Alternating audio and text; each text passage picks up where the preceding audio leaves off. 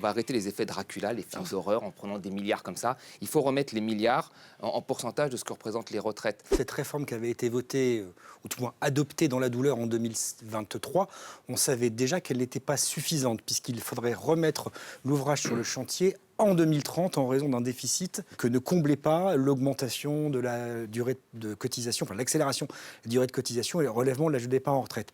Donc au final, c'est comme si on s'apprêtait à courir la finale du 100 mètres olympique avec un deuxième boulet au pied, sachant qu'il y avait déjà un premier qui est lié au fait que nous sommes le pays d'Europe où on part déjà le plus tôt à la retraite et avec des déficits qui sont déjà les plus importants. Ce qu'on fait, c'est qu'on achète une pseudo-stabilité politique au mépris des générations futures qui vont avoir encore une dotation un petit peu plus lourde à porter dans leur sac à dos.